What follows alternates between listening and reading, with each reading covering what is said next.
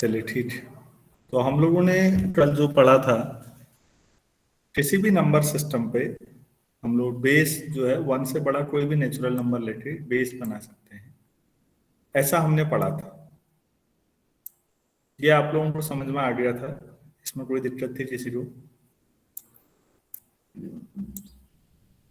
इसको कैसे बनाते हैं मैंने ये भी समझाने की कोशिश की थी आप लोगों को एक दो एग्जाम्पल के थ्रू। तो ये भी क्लियर हो गए थे ये इस तरह से।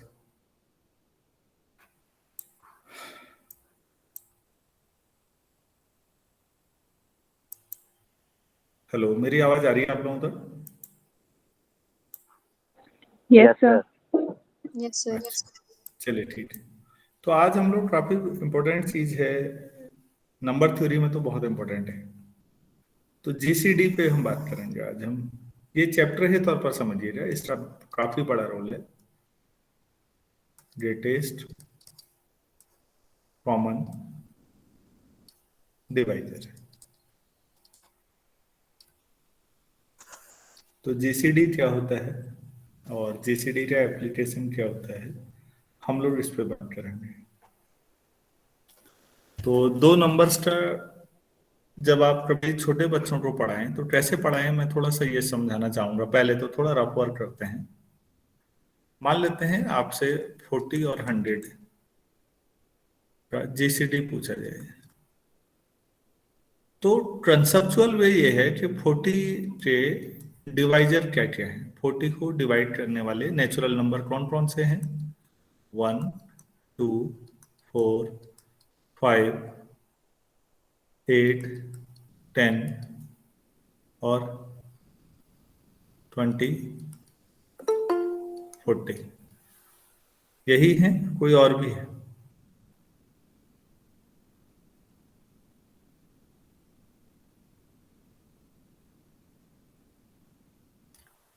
फोर्टी के डिवाइजर यस सर, यही है।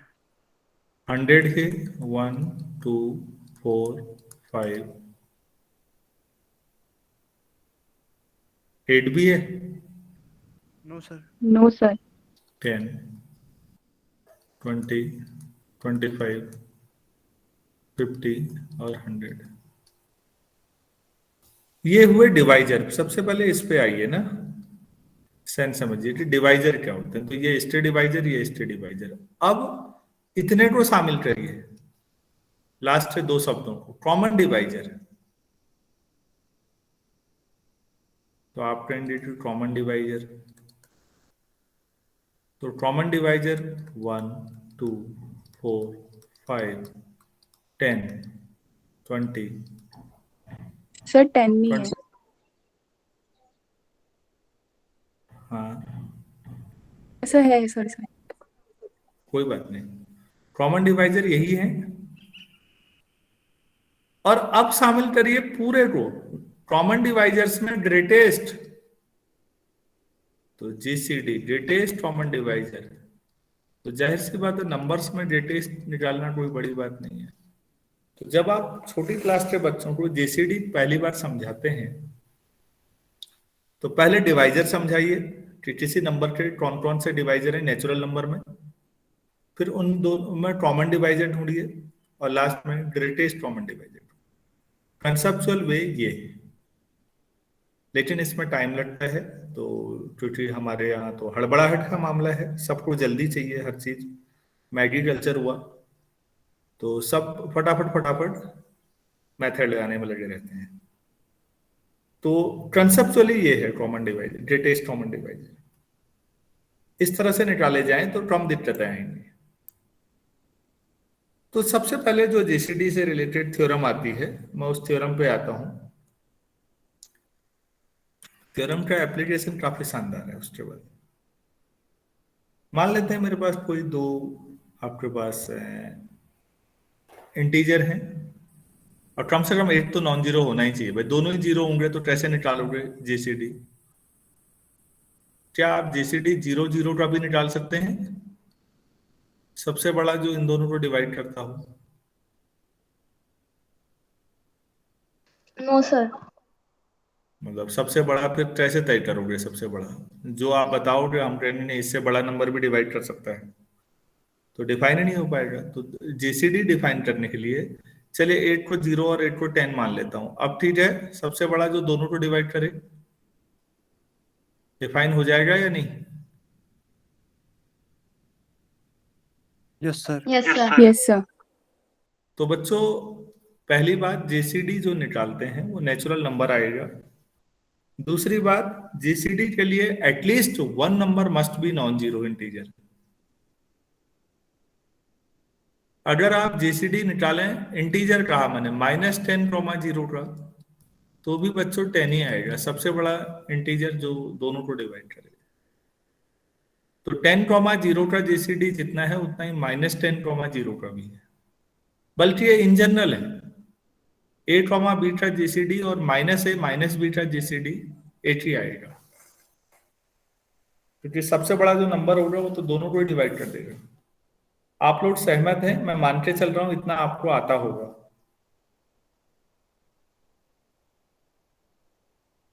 अरे भाई कोई दिक्कत है इतने तक? No sir. No sir.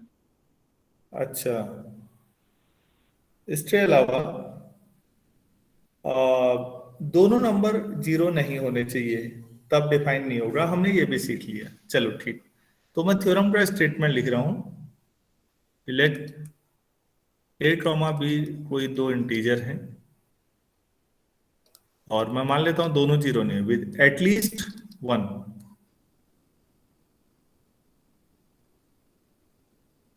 Of them is non zero.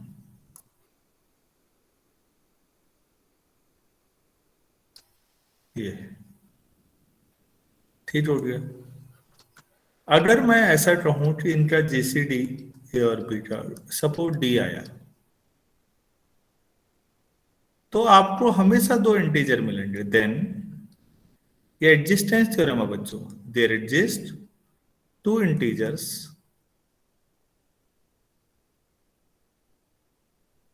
दो इंटीजर मिलेंगे एक्स एंड वाई। अच्छा, यहां पर दो इंटीजर जो मिलेंगे वो मे नॉट बी यूनिक।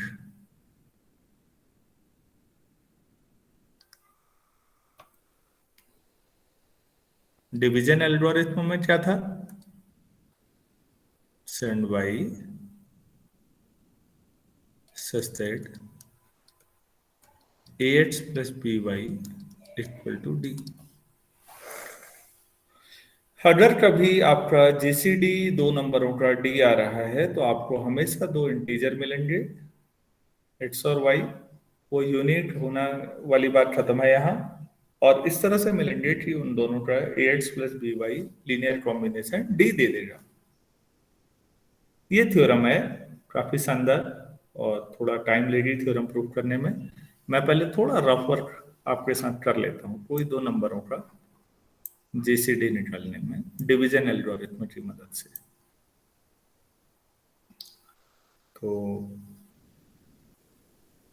थोड़ा रफ वर्क पे ज्यादा टाइम लगाते हैं ताकि आपको बात पूरी समझ में आ जाए। कोई दो नंबर ले लीजिए, दो इंटीजर ले लीजिए, बहुत छोटे मत लीजिए, कोई बड़े दो। आप ही लोग बताइए।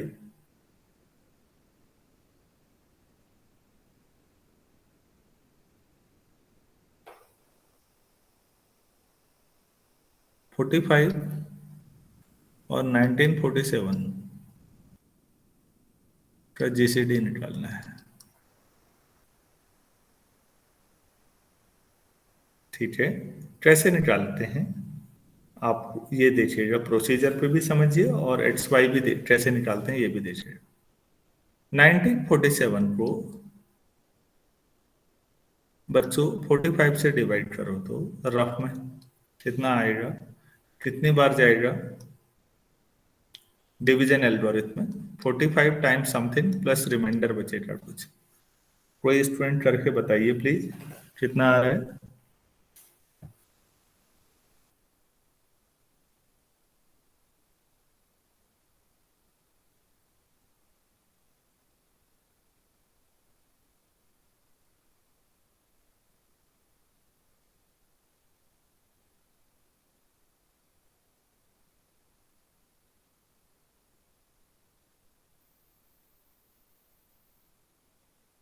कोई 42 कर भी times नहीं।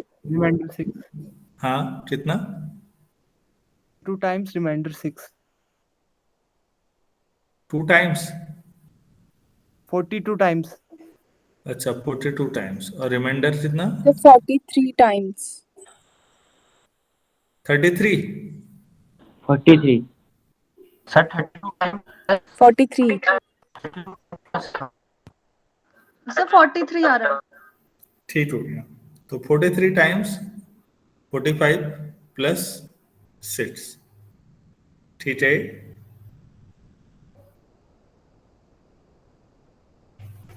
अब क्या करते थे? यस किसी सर स्टूडेंट को याद है इसके बाद क्या करते थे? सर अगर क्वोशिएंट बड़ा हो तो फिर से डिवाइड करते हैं। किसको किससे डिवाइड करेंगे यहाँ पर थोड़ा वो बता देंगे आप? सर जैसे अगर यहाँ पे 43 आ रहा है क्वोशिएंट, अगर ये 45 से बड़ा होता तो हम फिर से डिवाइड करते 43 को 45 से, पर यहाँ पे छोटा है तो हमारा यहीं पे कंप्लीट हो जाएगा। नहीं वो तो ट्वेल्व वाला था। सर 45 को 6 से डिवाइड करेंगे। 45 43 को 6 से। 45 को 6 से करेंगे, ठीक। कितना आएगा? 7 and 3. ठीक है। सर +12 होगा की जगह। रिमाइंडर +12 है। यहाँ पर ये पहले की लाइन। जगह 12 होगा। अरे भाई यहाँ पर। Yes sir. जी सर। अच्छा यार ये इतनी जल्दी से चक्कर में इतना गलत क्यों बोलते हो भाई फिर? तो अब इस लाइन को ही काट देते हैं, दोबारा कर लेते हैं। 45 को 12 से डिवाइड करिए, कितना आएगा? 9। 12 को 9 से करिए, 1 + 3, और 9 को 3 से करिए, रिमाइंडर 0। ठीक। और वो जो डिवाइड करेंगे और रोक देंगे वाला था आदित्य, वो कल वाला था। ये थोड़ा सा डिफरेंट है। आपने, मैं ये मान के चला था बच्चों को हो सकता है ये तरीका अपनाया हो आप लोगों ने। आप इसमें देखिए, हम ये देखेंगे भी आज कि मतलब ये 0 के ऊपर ये यूक्लिडियन एल्गोरिथम है, ये जीसीडी आएगा 3। तो 3 को कैसे लिखेंगे जरा देखिए प्लीज। एक तो जीसीडी निकालते हैं इस प्रोसेस से, लास्ट में जहां पर पूरा पूरा डिवाइड होता है 0 उससे ठीक ऊपर वाला। ये मैं थ्योरम भी कराऊंगा आपको, मैं जानबूझ से थ्योरम पे नहीं जा रहा हूं। पहले थोड़ा 2-4 सवालों से ना आइडिया तो बने, अच्छा ऐसे करते हैं। तो ये 3 जीसीडी है, तो 3 कैसे लिखेंगे देखिए प्लीज। 12 - 1 × 9, तो 12 - 1 × 9 चीजें ऊपर वाली लाइन लिखिए। 45 - 3 × 12, सॉल्व मत करिए, जैसा है वैसे ही रहने दीजिएगा। देखिए प्लीज ये जब मल्टीप्लाई होगा तो -1 × 45 और +3 × 12। 3 × 12 प्लस में यहाँ है 8, ये सबसे पहले है, तो ये कितना हो जाएगा? 4 × 12 -1 × 45। अब 4 × तो ठीक है, 12 की वैल्यू ऊपर वाली लाइन से लिखिए, कितना लिखेंगे? 1947 -43 टाइम्स 45 -1 टाइम्स 45। तो बच्चों ये आ गया 4 × 1947 माइनस 4 × 43 कितना होता है? 44 जा 160, 3 4 जा 172। Yes sir. 73 टाइम्स 45 हो जाएगी। तो प्लीज आप देखिए, तो 3 = 4 × 1947 प्लस -173 टाइम्स 45। ये आपके 172 होगा शायद ये। हाँ जी 172 होगा ना शायद ये। क्यों? ये 172 हुआ और फिर 8 इधर भी है पीछे, तो ओके 173। सर। मैं ये कह रहा था कि अगर मैं ये कह रहा हूँ आपसे कि जीसीडी ऑफ ए बी निकालो, ध्यान से देखिए मैंने क्या कहा था। ए और बी का जीसीडी अगर डी आ रहा है तो इसका मतलब है there exist integer x and y such that a x plus B y जो होगा वो डी के बराबर होगा। तो यहां पर बच्चों ये देखिए कि ये डी की जगह पर है,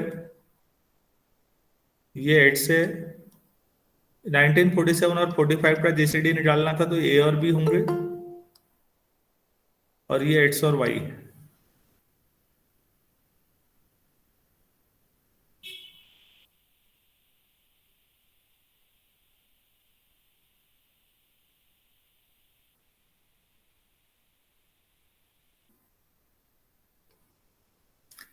तो ए और बी का जीसीडी अगर डी आ रहा है तो आप हमेशा दो एक्स और वाई आपको मिलेंगे, एडजस्ट करेंगे।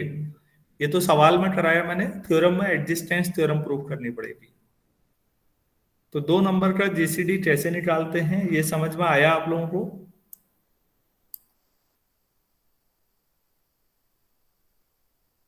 अभी नहीं आया?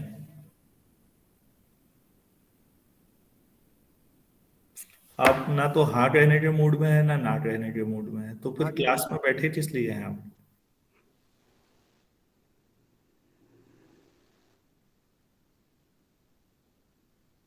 आप लोगों को ये मेथड समझ में आया या नहीं आया, मैं ये पूछ रहा हूँ।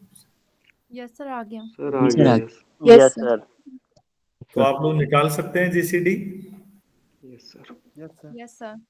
चलिए मैं एक Yes, sir. कोई क्वेश्चन देखता हूँ और आप ही लोगों से पूछता हूँ, देखते हैं आप लोग निकाल पाते हैं नहीं इस आधार पर। और इस आधार पर आप एक्स और वाई भी निकालेंगे फिर। एक्स और वाई भी आप बताएंगे कि जैसे इस सवाल में एक्स और वाई क्या आए आपने ये निकाला, तो जीसीडी निकालने का ये यूक्लिड का तरीका है। बहुत छोटा सवाल पूछ रहा हूँ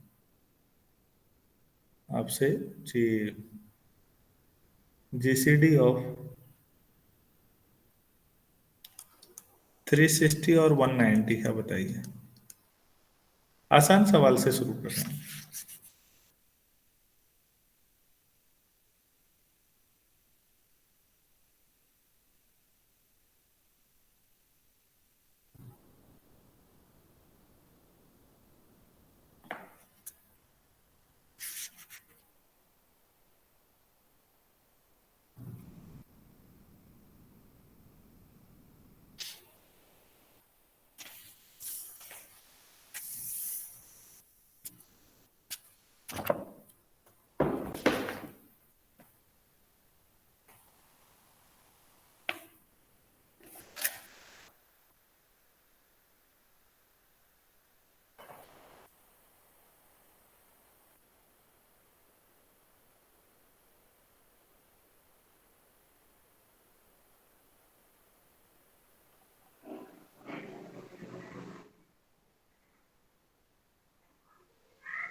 सर इसका जीसीडी 10 आ रहा है।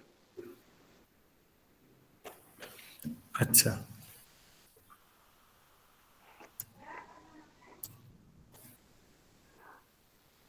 तो 10 equal to something into 360 plus something into 190 आना चाहिए। और उसे करने के लिए आपके पास ये मेथड है राइट साइड वाला, रिवर्स प्रोसेस, नीचे से शुरू। तो एक्स और वाई बताएंगे आप लोग।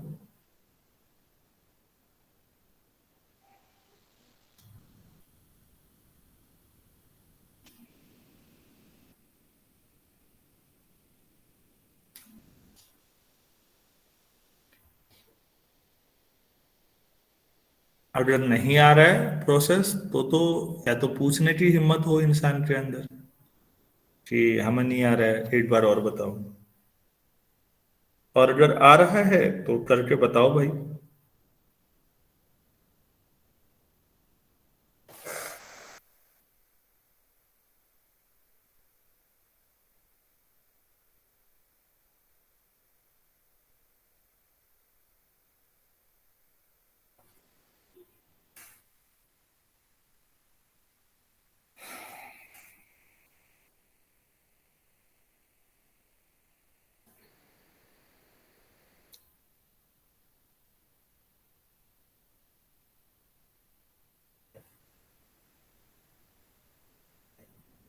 इतना टाइम लगना ही नहीं चाहिए जितना आप लोग लगा रहे हैं।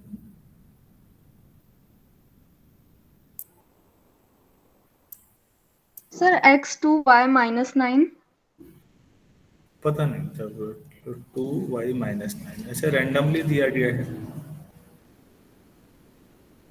हो सकता है। भाई 360 है, अगर मैं 190 से डिवाइड करूंगा तो कितनी बार जाएगा? वो 8 ही बार जाएगा, और प्लस रिमाइंडर कितना आ जाएगा? 16 में से 9 या 7, 2 में से 1, 170, और 190 से अगर 170 से डिवाइड करेंगे तो भी ठीक है, ये 20, और 170 को 20 से डिवाइड करेंगे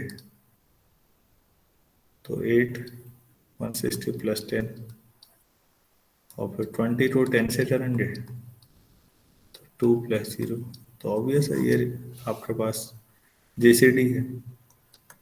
तो 10 इक्वल टू 170 माइनस 8 इंटू 20। अब 20 की वैल्यू ऊपर वाले से रखिए, तो 170 माइनस 8 इंटू 20 की जगह कितना रखना चाहिए? 190 माइनस 1 इंटू 170।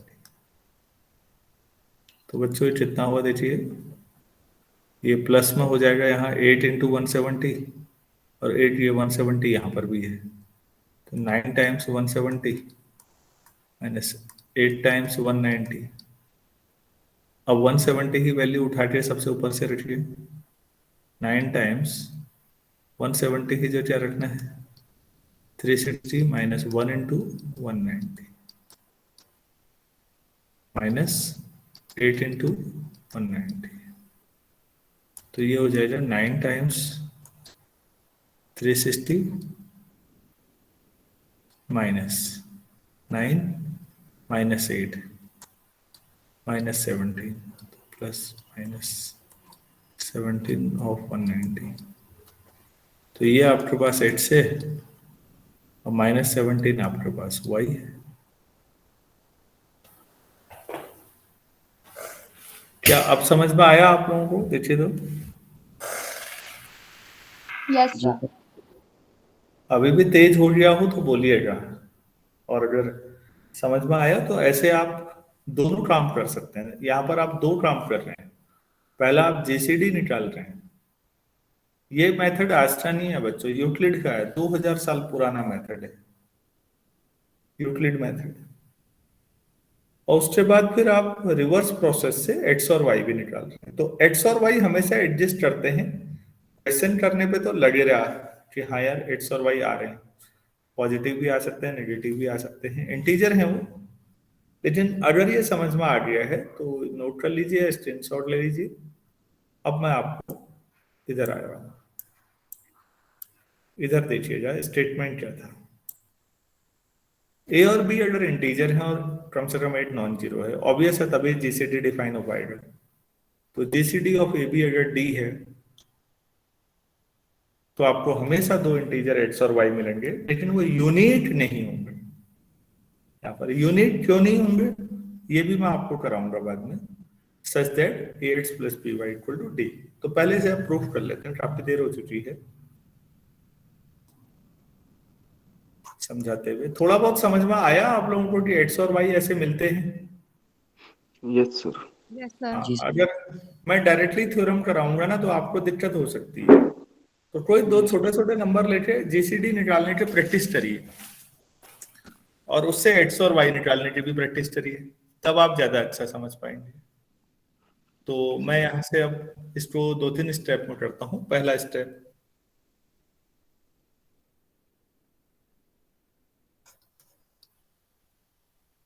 मैं एक सेट ले लेता हूँ, वही जैसे पिछली बार ले रहा था। कुछ ही हमारे पास 2-3 टूल हैं, उन्हीं का यूज करना है।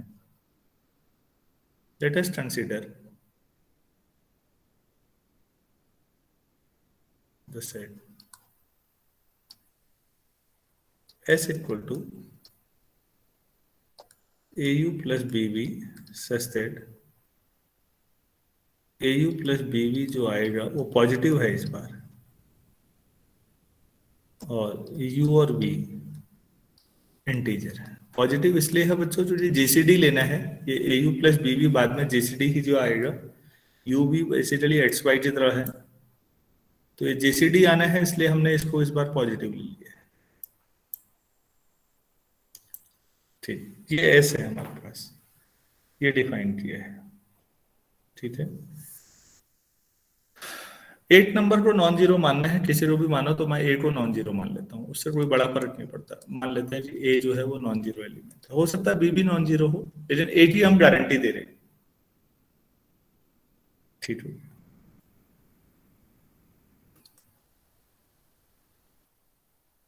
तो जो मॉड ऑफ A है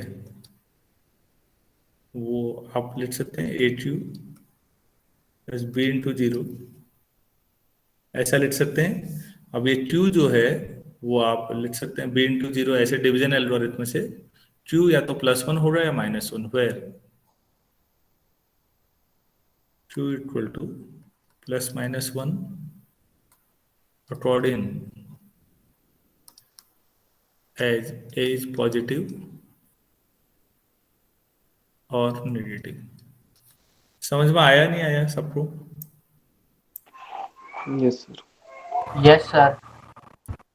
देखो, अगर A पॉजिटिव है बच्चों तो मॉड A ही हुआ, तो फिर Q1 ले लो, Q1 ले लोगे तो A इंटू 1 ही हुआ, B इंटू जीरो 0 ही हुआ, कोई दिक्कत नहीं।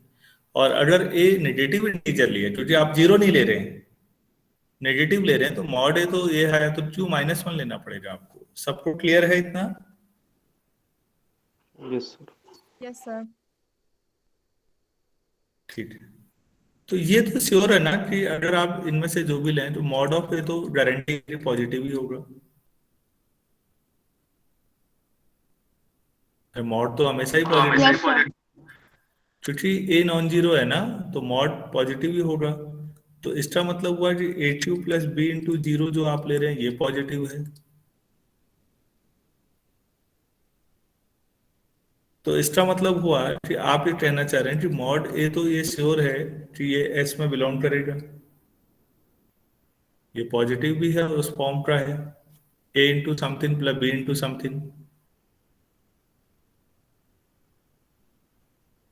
और अगर ऐसा कर दिया आपने तो आपने कहा कि S इज नॉन एम्प्टी। सबसे बड़ी परेशानी ये होती है कि आर्बिट्ररी सेट डिफाइन करने में सेट हमेशा नॉन एम्प्टी है। आप पहले ये बताइए, अगर आपके पास नॉन एम्प्टी सेट है और उसमें जो भी चीजें हैं वो पॉजिटिव हैं, तो वेल ऑर्डरिंग प्रिंसिपल लगा सकते हैं बच्चों? Yes sir. Yes sir. आपके पास एक सेट है इंटीजर्स का, वो नॉन एम्प्टी है और आपने ये गारंटी दे दी, और उसमें जो है वो एलिमेंट्स पॉजिटिव हैं। तो पॉजिटिव इंटीजर्स में आप सबसे छोटा तो ढूंढ ही लेंगे, पॉजिटिव में मतलब नेचुरल नंबर में। नेचुरल नंबर में छोटा ढूंढने में दिक्कत नहीं है, बड़े में दिक्कत है। तो बड़ा हम कह भी कहाँ रहे हैं, हम ये कहेंगे so by well ordering principal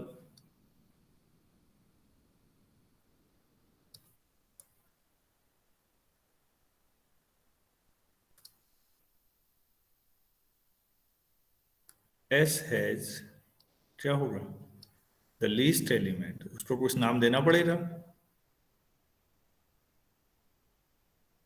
element से D। अगर D है तो इसका तो हर एलिमेंट इस तरह का होता है ना, तो D भी इसी तरह का होगा या नहीं होगा? Yes sir. Then there exist two integers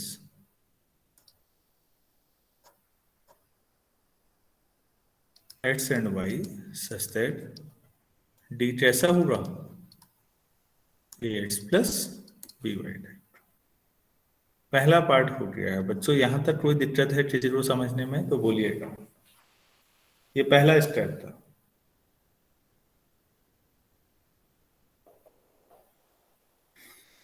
अरे भाई यहां तक ठीक है? Yes sir. तो बच्चों अब हमें ये प्रूफ करना पड़ेगा कि D एक्चुअल में A और B का जीसीडी है। अभी ये कहां प्रूफ हुआ, जीसीडी है। अभी तो ये प्रूफ हुआ कि जो D है वो इस सेट S का सबसे छोटा एलिमेंट है। जो इस फॉर्मेट का है। अब हम प्रूव करेंगे कि वो जो D है वो A और B का GCD, ये स्टेप 2 कर देते हैं। पहले में हमने पाया कि D एग्जिस्ट करेगा, दूसरे स्टेप में हम लोग अब करेंगे, मैं लिख भी देता हूं, स्टेप 2।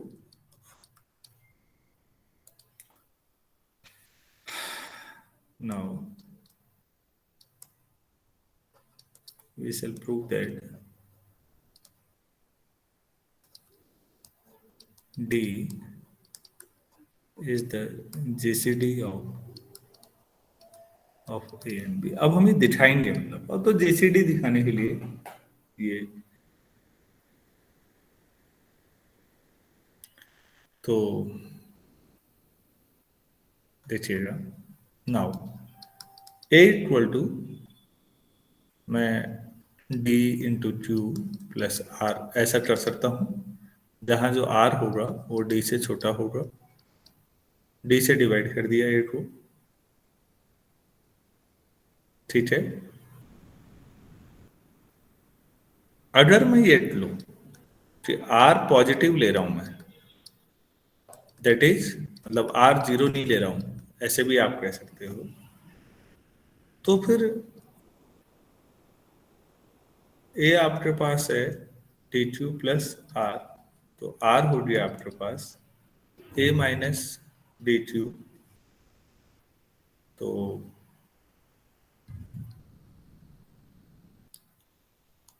A माइनस DQ जो क्या लिख सकते हैं हम लोग, अब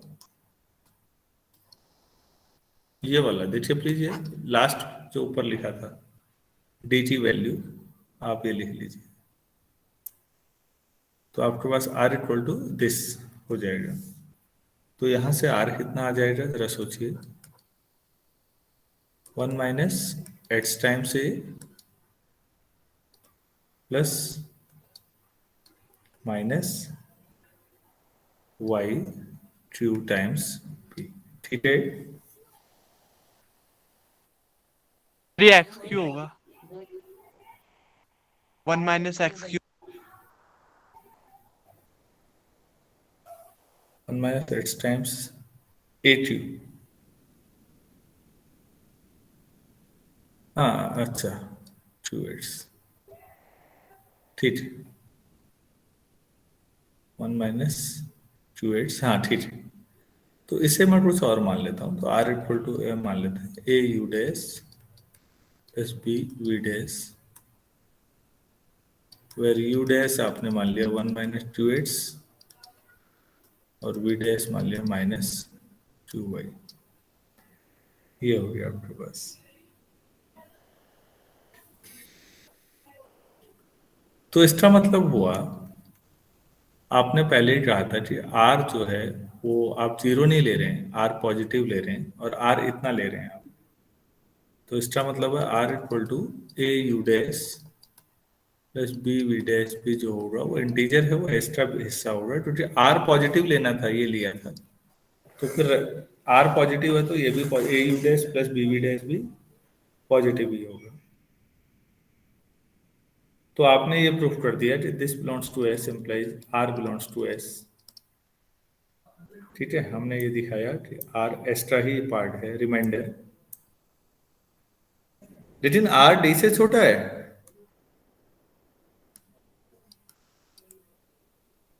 और अभी आपने कहा था D is the well ordered principle से, क्या कहा था आपने, स्मॉलेस्ट, हाँ सर, 1 मिनट प्लीज। सर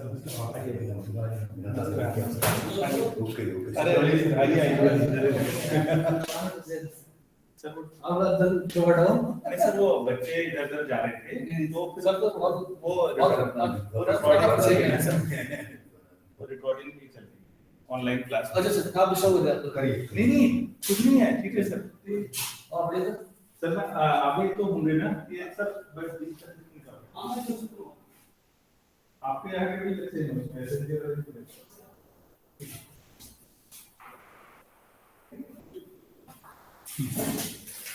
तो R हमने D से छोटा ले लिया और D इज द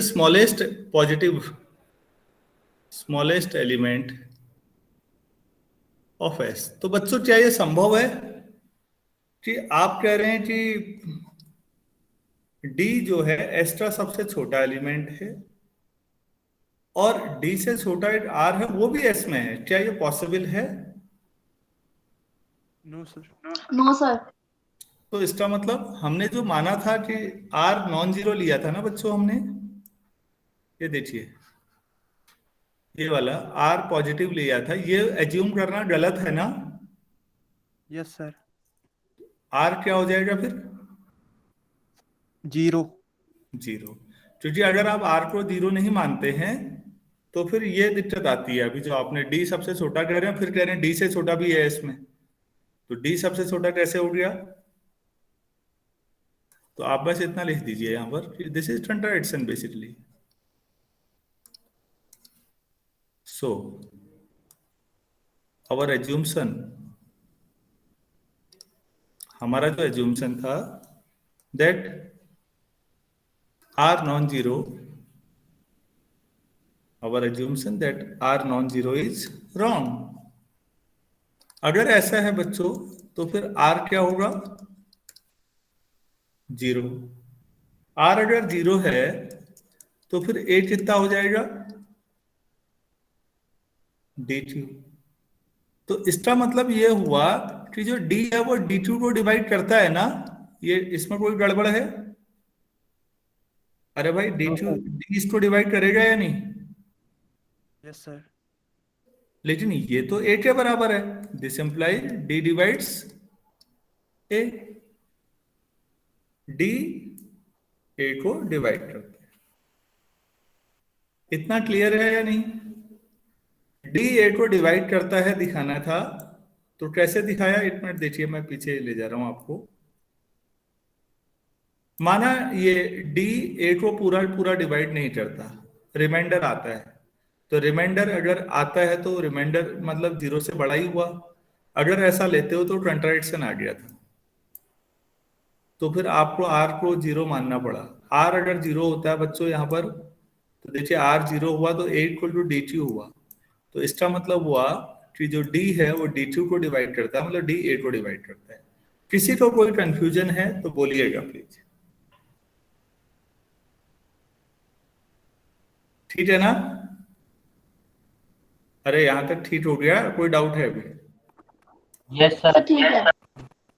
तो सिमिलरली ऐसे ही जैसे मैंने A से शुरू किया, अगर D B को डिवाइड करता है, ऐसे ही सिमिलरली वी कैन प्रूव। दोबारा करना नहीं है, मैं लिख देना है prove that D divides B। This implies, इससे क्या साबित हुआ? इससे साबित हुआ D is a common divisor of, मैं कॉमन डिवाइजर तक पहुंच गया हूं बच्चों, देखो common divisor of A and B। ये सेकंड स्टेप कर देता हूं मैं, छोटे छोटे स्टेप में तोड़ दे रहा हूं। D कॉमन डिवाइजर है, कैसे? D A का डिवाइजर है, पहले ये प्रूफ कर लो। दूसरा तो सिमिलरली हो गया, अगर D दोनों को डिवाइड कर रहा है तो D कॉमन डिवाइजर है। क्या यहां तक कोई परेशानी है किसी को?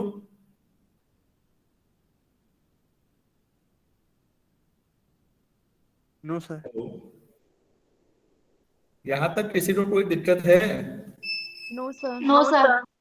अच्छा, तो अब हमें ये दिखाना है कि D A और B को डिवाइड करने वाले जितने भी डिवाइजर हैं उनमें सबसे बड़ा D है, उनमें सबसे बड़ा है D। तो वो सबसे बड़े के लिए मैं ऐसा करता हूं, मान लेता हूं A और B का कोई एक दूसरा डिवाइजर ले लेते हैं C, तो मुझे उस C से बड़ा दिखाना पड़ेगा D को, तो वह प्रूफ हो जाएगा अपने आप, D GCD हो जाएगा, ग्रेटेस्ट हो जाएगा वो, क्योंकि C तो आर्बिट्रेरी लिया मैंने। मैं यहां पर स्टेप 3 कर देता हूं। अब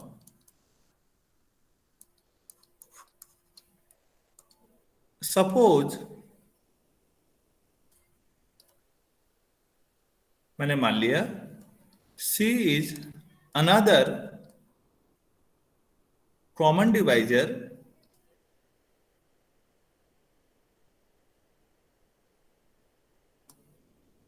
ऑफ ए एंड बी। मान लेते हैं सी कोई दूसरा कॉमन डिवाइजर है ए और बी का, तो मुझे सी से बड़ा दिखाना पड़ेगा डी। कैसे दिखाएं इसको देखिएगा। इसका मतलब हुआ कि सी ए को भी डिवाइड करता है और सी बी को भी डिवाइड करता है। तो बच्चों सी ए एक्स को भी डिवाइड करेगा और सी बी वाई को भी डिवाइड करेगा। फॉर एवरी एक्स वाई कोई भी इंटीजर ले लो। ऐसा होगा या नहीं होगा? Yes sir. अगर सी ए को डिवाइड करता है तो ए इंटू कोई इंटीजर को भी करेगा या नहीं करेगा? करेगा सर। 2 अगर 10 को डिवाइड करता है तो 2 10 लैम्डा को भी करेगा या नहीं? मैं ये पूछ रहा हूँ, लैम्डा इंटीजर हो तो। करेगा सर। Yes sir. तो अगर सी बच्चों इसे भी डिवाइड कर रहा है और इसे भी डिवाइड कर रहा है तो इन दोनों के सम को भी डिवाइड करेगा या नहीं? Yes sir. लेकिन a x plus B y आपने क्या मान रखा है? D. This implies c divides d. अगर सी डी को डिवाइड कर रहा है तो सी या तो डी के बराबर होगा या उससे। इंटीजर में कोई बड़ा इंटीजर छोटे को डिवाइड करता है क्या? No sir. कल मैंने बताया था अलजेब्रा में थोड़ा सा नंबर थ्योरी में अंतर है। अलजेब्रा रैंडम लेके चलती है बहुत सारी चीजें।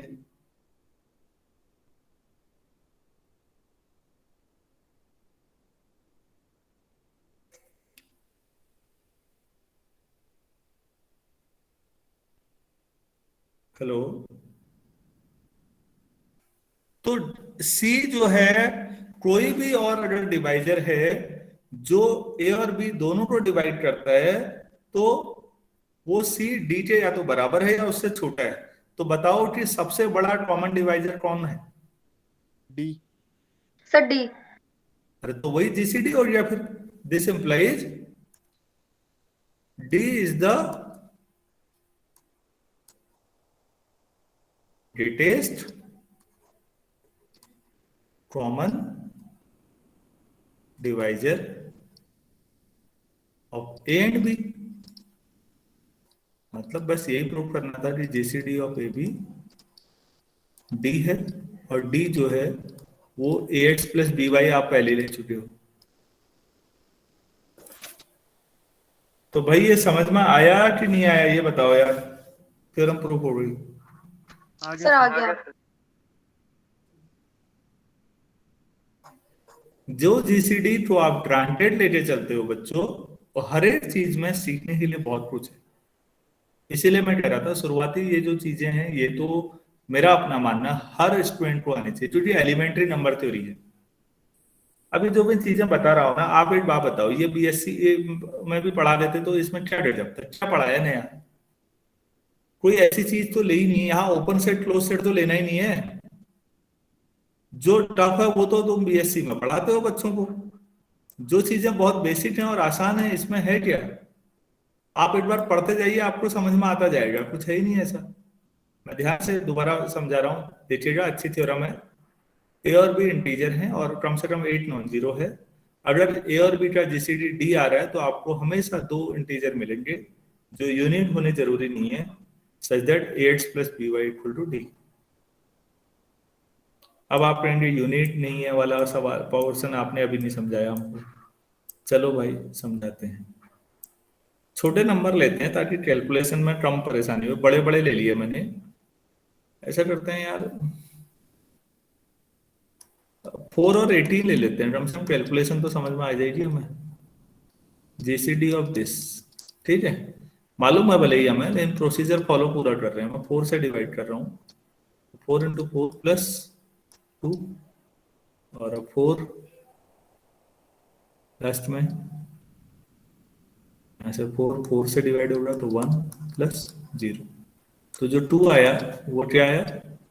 1 इंटू 18 प्लस माइनस 4 इंटू 4। ऐसा आया या नहीं?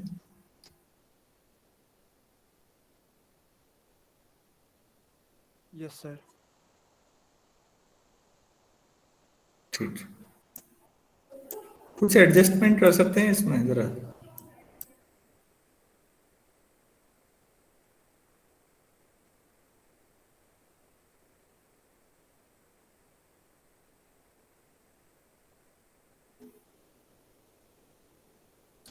अगर मैं 2 × 18 करूं तो, और कितना करूं?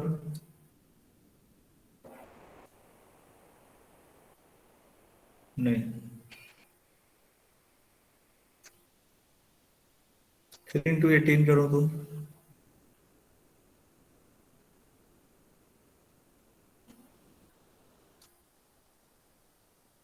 सही है? Yes sir. बच्चों ये भी सही आ रहा है, नहीं आ रहा है? देखो तो।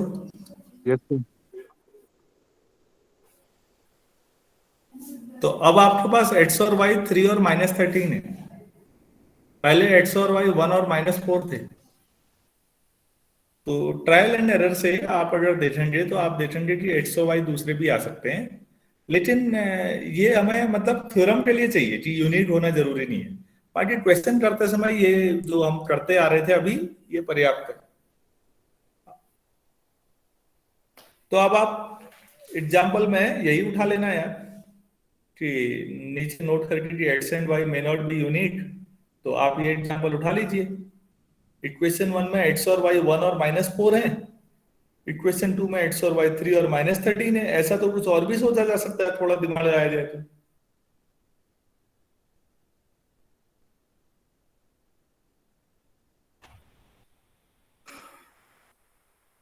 यहां तक कोई डाउट है, कोई चीज क्लियर नहीं हुई है तो बोलिएगा प्लीज।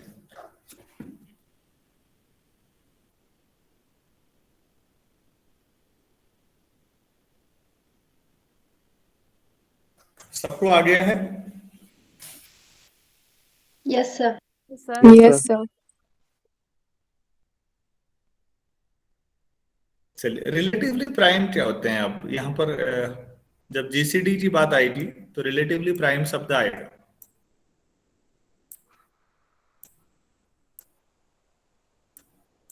आप लोग जानते हैं दो इंटीजर रिलेटिवली प्राइम है। GCD 1 आ जाए उनका।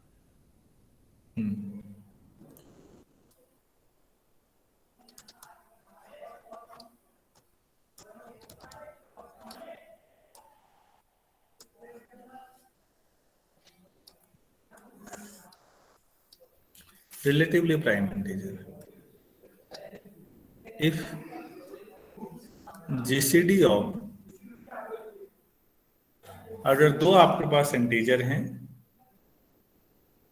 और उनका जो GCD है A और B 1 आ रहा है, then A and B are called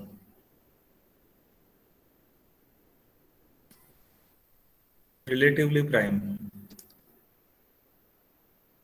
integers।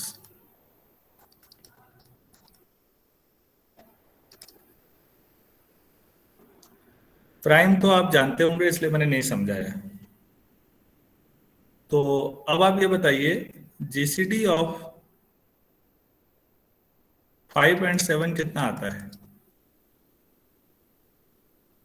Sir 1। GCD of 5 6 sir 1। GCD of 8 9 1। 3 example मैंने लिए, आप जरा गौर करिए। पहले एग्जाम्पल में बच्चों दोनों नंबर प्राइम है, 5 और 7। दूसरे में 8 प्राइम है, 8 कंपोजिट है। समझ में आ रहा है? और तीसरे में दोनों कंपोजिट है, कोई भी प्राइम नहीं है, लेकिन वो रिलेटिवली प्राइम है। इससे आपको क्या समझ में आया? इससे आपको ये लगेगा कि prime numbers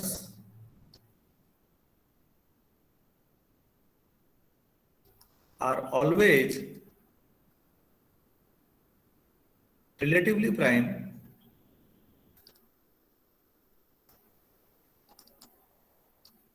but converse may not be true.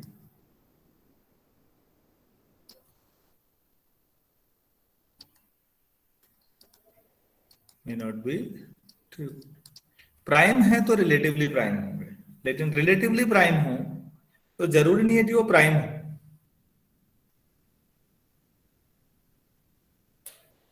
क्यों भाई, ये बात समझ में आई या नहीं आई? Yes sir. Yes, sir. अच्छा जी, प्राइम पे तो बहुत सारी चीजें होंगी, बहुत सारे टर्म होंगे। ट्विन प्राइम क्या होते हैं?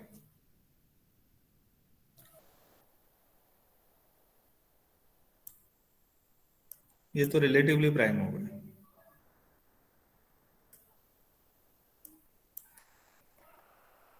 सबसे छोटा प्राइम नंबर कौन सा होता है? 2. 2। तो सबसे, आप ये देखिएगा कि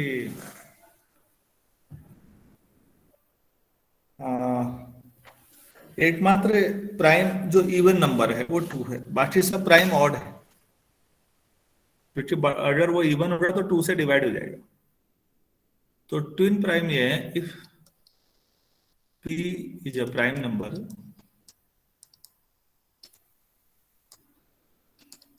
then p and p plus 2 are called twin prime if p plus 2 is also prime। अब P और उससे ठीक 2 स्टेप आगे जो है वो दोनों प्राइम होंगे तो वो ट्विन प्राइम कहलाते हैं। ट्विन मतलब जुड़वा हुआ, वैसे 3 और 5 ट्विन प्राइम है, क्योंकि 3 plus 2, 5 और 7, 11 और 13, 17 और 19, 29 और 31, एटसेट्रा। ऐसे सोचते रहिए। और कोई बता सकते हैं इससे आगे? 47 और 39। हाँ जी, 41 और 43। तो 13 से डिवाइड हो जाएगा, 41 43 होगा शायद। Yes sir. 41 और 43 आपके पास हो जाएंगे। ये कम महत्वपूर्ण है, ज्यादा हम इस पे फोकस नहीं करते। तो ट्विन प्राइम क्या होते हैं, रिलेटिवली प्राइम क्या होते हैं, और प्राइम नंबर क्या होते हैं, ये सारी चीजें समझ में आई आप लोगों को। प्राइम नंबर के कितने डिवाइजर होते हैं बच्चों? Sir, 2. हाँ, देखिए नंबर थ्योरी पढ़ते समय जो प्राइम नंबर होता है उसके 2 ही डिवाइजर होंगे, 1 और p। ठीक है, लेकिन जिस समय आप फील्ड ही बात कर रहे होते हैं और वहां डिविजिबिलिटी ही बात करते हैं फील्ड में, अब ये फील्ड अगर रियल नंबर का है तो p के डिवाइजर जो होंगे वो ±1 और ±p होंगे। और अगर कॉम्प्लेक्स नंबर ले लेंगे तो p के ±1 ±p ±i ±ip, iota, i for iota. तो कॉम्प्लेक्स नंबर के फील्ड में वो प्राइम नंबर हुआ जिसके मात्र 8 डिवाइजर होते हैं। रियल नंबर के फील्ड में वो प्राइम नंबर हुआ जिसके मात्र 4 डिवाइजर होते हैं। और नंबर थ्योरी में ठीक है 2 ही लेते हैं, +1 +p। अरे भाई ये बात समझ में आई कि जिसके मात्र 8 ही डिवाइजर होंगे, मात्र, वो आपका कॉम्प्लेक्स में प्राइम होगा। क्लियर है इतना? Yes sir. हाँ जी, तो ये एक शुरुआत थी। जीसीडी क्या होता है, कैसे निकालते हैं। मैं आप लोगों को रिक्वेस्ट भी करता हूं कि कुछ सवाल जो है हाई स्कूल लेवल, कोई भी 2 नंबर होगा जीसीडी निकाल के ये यूक्लिडियन एल्गोरिथम है बेसिकली, हम इसको और डिटेल में पढ़ेंगे कल, और क्वेश्चन कैसे करते हैं और एक्स और वाई कैसे निकालते हैं, इसकी प्रैक्टिस थोड़ा करिए, आपको काफी मदद मिलेगी कई चीजों में, अभी देखते जाइए। किसी को कुछ पूछना है?